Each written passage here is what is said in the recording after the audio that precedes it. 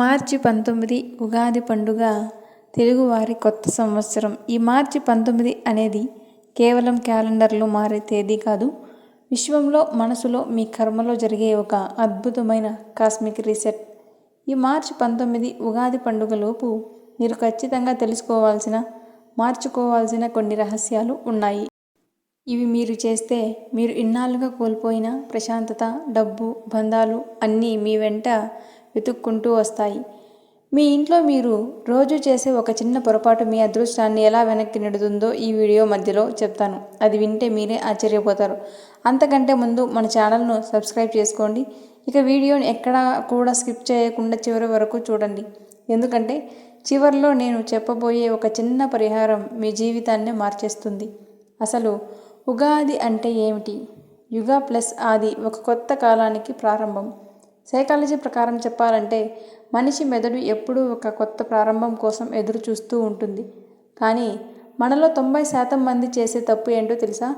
పాత క్యాలెండర్ను తీసేసి కొత్త క్యాలెండర్ను పెడతాము.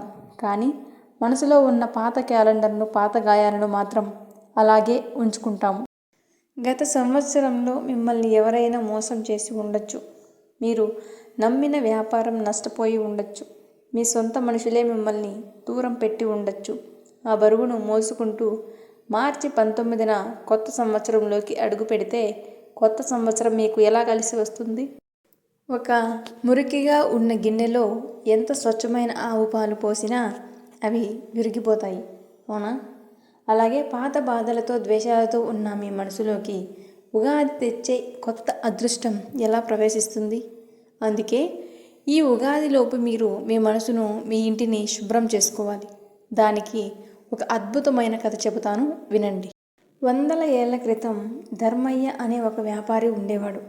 అతను చాలా కష్టపడేవాడు, నిజాయితీపరుడు. కానీ ఏమైందో ఏమో వరుసగా 3 ఏళ్ళు అతనికి ఘోరమైన నష్టాలు వచ్చాయి. అప్పుల వాళ్ళ బాధ, ఇంట్లో భార్యతో రోజు గొడవలు, రాత్రి అయితే కంటికి నిద్ర లేదు. నేను ఎవరికి ద్రోహం చేయలేదే, నాకెందుకు ఈ కర్మ అని రోజు గుడికి వెళ్ళి దేవుణ్ణి తిట్టుకునేవాడు. మీలో చాలామందికి ఇప్పుడు ఇదే పరిస్థితి ఉంది కదా. ఇలా ఉండగా ఉగాది పండుగకు మరో వారం రోజులు ఉందనంగా వారి ఊరికి ఒక పరిహార మాత, ఒక యోగిని వచ్చింది. ధర్మయ్య పరిగెత్తుకుంటూ వెళ్ళి ఆమె కాళ్ళ మీద పడి ఏడ్చాడు. అమ్మ, నా జీవితం నాశనమైపోయింది. రాబోయే ఉగాదికైనా నా రాత మారుతుందా? దేవుడు కరుణిస్తాడా అని అడిగాడు. ఆ యోగిని నవ్వి ఒక ఖాళీ కుండను ధర్మయ్య చేతిలో పెట్టింది. ధర్మయ్య, రేపు ఉదయం సూర్యోదయంలోపు ఈ కుండ సగం వేప పువ్వుతో, సగం బెల్లంతో నింపి నా దగ్గరకు తీసుకురా. నీ కష్టాలన్నీ తీరిపోతాయి అని చెప్పింది. ధర్మయ్య ఆశతో పరిగెత్తాడు. కానీ ఆ కాలంలో తీవ్రమైన కరువు. వేప చెట్లు వెతికి వెతికి కష్టపడి వేప పువ్వు సేకరించాడు. కానీ ఎంత వెతికినా ఎక్కడా బెల్లం దొరకలేదు. రాత్రి అయిపోయింది. ఇక లాభం లేదని ఆ కుండ నిండా వేప పువ్వునే నింపి ఉదయాన్నే ఆ యోగిని దగ్గరకు తీసుకువెళ్ళాడు. ఆ యోగిని కుండలోకి చూసి, ధర్మయ్య, బెల్లం ఏది అని అడిగింది. దానికి ధర్మయ్య, అమ్మ, నా కర్మ కొద్దీ నేను చేదు మాత్రమే దొరికింది, తీపి దొరకలేదు. అది ఎంత వెతికినా లాభం లేకపోయింది అని ఏడ్చాడు. అప్పుడు ఆ యోగిని చెప్పిన మాట మీరంతా మీ గుండెల్లో పచ్చబొట్టులాగా పొడిపించుకోవాలి. బాగా వినండి. పిచ్చివాడా, నీకు బెల్లం ఎందుకు దొరకలేదో తెలుసా? నువ్వు వేప పువ్వు వెతకడంలో పడిపోయి అసలు నీ జేబులోనే ఉన్న చిన్న బెల్లం ముక్కను మర్చిపోయావు. నీ ఇంట్లో నీ కోసం ఎదురు చూస్తున్న భార్య ఉంది. నీకు ఆరోగ్యవంతమైన శరీరం ఉంది. కష్టపడే గుణం ఉంది. ఇవన్నీ తీపి కాదా? నీ దృష్టి ఎప్పుడూ లేని దాని మీద, కోల్పోయిన దాని మీద, చేదు మీదే ఉంది. అందుకే నీకంతా చేదే కనబడుతుంది. ధర్మయ్య కళ్ళు తెరుచుకున్నాడు. తనకు ఉన్నదాని పట్ల కృతజ్ఞత లేకపోవడమే తన పతనానికి కారణమని అర్థమైంది. ఇంటికి వెళ్ళి ఉన్న కొద్దిపాటి సంతోషాలతో ఉగాది జరుపుకున్నాడు. ఆ తర్వాత సంవత్సరం అతని వ్యాపారం 3 పువ్వులు 6 కాయలుగా వృద్ధి చెందింది. అర్థమైందా? అమ్మ, మీ సైకాలజీ కూడా ఇదే. ఉగాది పచ్చడిలో 6 రుచులు ఎందుకు ఉంటాయి? జీవితంలో కష్ట, సుఖం, కోపం, భయం, ఆశ్చర్యం, బాధ అన్నీ ఉంటాయని చెప్పడానికి. కానీ మీరు కేవలం చేదు అంటే నష్టాలు బాధల గురించి ఆలోచిస్తూ ఉంటే రాబోయే ఉగాది మీకు తీపిని ఎలా ఇస్తుంది? కాబట్టి ఈ మార్చి 19 ఉగాదిలోపు మీ ఇంట్లో మీ మనసులో ఈ 5 మార్పులు ఖచ్చితంగా చేసి తీరాలి. మొదటి విషయం మానసిక పరిహారం, ది యాక్ట్ ఆఫ్ ఫర్గివ్నెస్. మార్చి 19 లోపు మిమ్మల్ని మోసం చేసిన వాళ్ళను మనస్ఫూర్తిగా క్షమించండి. వాళ్ళ కోసం కాదు, మీకోసం. సైకాలజీ ప్రకారం ఎవరి మీదైనా పగ పెంచుకుంటే మీ మెదడులో కార్టిసాల్ అనే స్ట్రెస్ హార్మోన్ రిలీజ్ అవుతుంది. అది మీ నిర్ణయాలను నాశనం చేస్తుంది, మీ అదృష్టాన్ని అడ్డుకుంటుంది. ఒక పేపర్ మీద మిమ్మల్ని బాధ పెట్టిన వాళ్ళ పేర్లు రాసి ఈ క్షణం నుండి మిమ్మల్ని నా మనసులోంచి తీసేస్తున్నాను అని చెప్పి ఆ పేపర్ను కాల్చేయండి. ఆ బూడిదను నీళ్ళల్లో కలిపేయండి. ఇదొక అద్భుతమైన సైకలాజికల్ రిలీజ్. రెండవ విషయం, మీ ఇంట్లో మీరు వెంటనే ఈ వస్తువులు తీసేయండి. డిక్లటరింగ్ ఫర్ ఎనర్జీ. నేను ఇందాక వీడియో మొదట్లో చెప్పాను కదా, మీ అదృష్టాన్ని అడ్డుకునే ఒక తప్పు మీ ఇంట్లో ఉందని. అదేంటో తెలుసా? విరిగిపోయిన వస్తువులు మరియు ఆగిపోయిన గడియారాలు.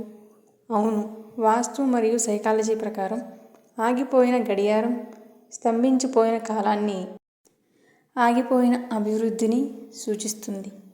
అలాగే పగిలిన అద్దాలు, చిరిగిన బట్టలు, ఆడని పాత వస్తువులు ఇంట్లో నెగిటివ్ ఎనర్జీని అంటే దరిద్రాన్ని ఆకర్షిస్తాయి.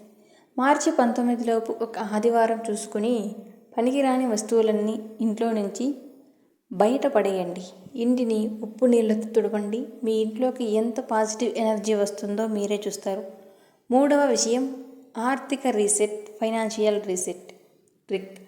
డబ్బు నిలబడటం లేదా అయితే ఈ పని చేయండి. ఉగాదిలోపు ఎవరికైనా చిన్న మొత్తం అయినా సరే, కనీసం 10 రూపాయలు అయినా సరే అప్పు తీర్చండి, లేదా ఒక పేదవాడికి దానం చేయండి.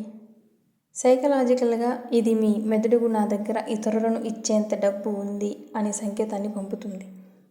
ఇది అబండెన్స్ మైండ్ సెట్ను క్రియేట్ చేస్తుంది. లక్ష్మీదేవి ఎప్పుడూ ప్రవహించే నీరు లాంటిది. పట్టుకొని కూర్చుంటే నిలవదు. 10 మందికి సాయం చేస్తే 10ంతలై తిరిగి వస్తుంది. నాలుగవ విషయం, ఉగాది పచ్చడి. Psychology acceptance of the 6 tastes. Ugadi రోజు పచ్చడి చేస్తారు కదా, అది కేవలం ఒక ఆచారం కాదు, అది ఒక గొప్ప థెరపీ. వేప పువ్వు, బాధ, మామిడికాయ ఆశ్చర్యం, చింతపండు విసుగు లేదా నేర్పు, బెల్లం సంతోషం, ఉప్పు భయం లేదా ఉత్సాహం, కారం కోపం. మార్చి 19 లోపు మీరు మీ మైండ్ను ఇలా సెట్ చేసుకోండి. రాబోయే ఏడాదిలో నాకు కష్టాలు ఎదురైనా నేను ధైర్యంగా నిలబడతాను. సంతోషం వస్తే పొంగిపోను. ఈ బ్యాలెన్స్ ఎవరికైతే ఉంటుందో వారిని ఏ గ్రహ దోషాలు ఏమీ చేయలేవు. ఐదవ విషయం, దైవబలం, ద సీక్రెట్ పరిహార రెమెడీ. ఇది అత్యంత ముఖ్యమైన రహస్యమైన పరిహారం. చెబుతాను, జాగ్రత్తగా వినండి. మార్చి 19 ఉగాది పండుగ రోజు ఉదయాన్నే సూర్యోదయానికి ముందు నిద్ర లేవండి. స్నానం చేసిన తర్వాత మీ కుడి చేతితో గుప్పెడు కల్లుప్పును తీసుకొని తూర్పు వైపు తిరిగి నిలబడి కళ్ళు మూసుకొని, నా గత సంవత్సర కష్టాలు, దరిద్రం, అనారోగ్యం అన్నీ ఈ ఉప్పుతో పాటు కరిగిపోవాలి. ఈ క్రోధినామ లేదా కొత్త సంవత్సరం నాకు అష్ట ఐశ్వర్యాలను ప్రసాదించాలి అని 3 సార్లు మనసులో గట్టిగా అనుకోండి. ఆ తర్వాత ఉప్పును పారే నీళ్ళలో కానీ లేదా సింక్లో కానీ నీళ్లు పోస్తూ కరిగించేయండి. వెనక్కి చూడకండి. ఇది మీ సబ్కాన్షియస్ మైండ్కు ఒక బలమైన కమాండ్ ఇస్తుంది. దైవ శక్తిని ఆకర్షిస్తుంది. జీవితం అనేది ఒక ప్రయాణం. నిన్నటి వరకు చీకటి ఉందేమో కానీ రేపటి సూర్యోదయం మీకోసమే వేచి చూస్తోంది. ఏది శాశ్వతం కాదు, మీ కష్టాలు కూడా శాశ్వతం కాదు. ఎప్పుడు ఏడుస్తూ మిమ్మల్ని మీరు తక్కువ చేసుకుంటూ బతకండి. మీరు భగవంతుని సృష్టి. మీలో అనంతమైన శక్తి దాగి ఉంది. ఈ మార్చి 19 ఉగాది నుండి ఒక కొత్త మనిషిలా జన్మించండి. పాత భయాలను వదిలేయండి. మీరు మీ ఆలోచనలను పాజిటివ్గా మార్చుకుని పైన చెప్పిన 5 నియమాలు పాటిస్తే ఈ కొత్త సంవత్సరం మీ జీవితంలో స్వర్ణయుగం అవుతుంది. మీరు పట్టిన మట్టి కూడా బంగారం అవుతుంది. ప్రతి ఒక్కరికి మీ కుటుంబం చల్లగా ఉండాలి. మీరు అప్పుల బాధల నుండి బయటపడాలి. మీ ఇంట్లో ఎప్పుడూ నవ్వులు విరియాలి అని ఆ దేవుని మనసారా ప్రార్థిస్తున్నాను. ఈ వీడియో మీకు మనసుకు కొంచెమైనా ఊరట కలిగించింటే వెంటనే వీడియోను లైక్ చేయండి, సబ్స్క్రైబ్ చేసుకోండి, ఛానల్కి సపోర్ట్ చేయండి.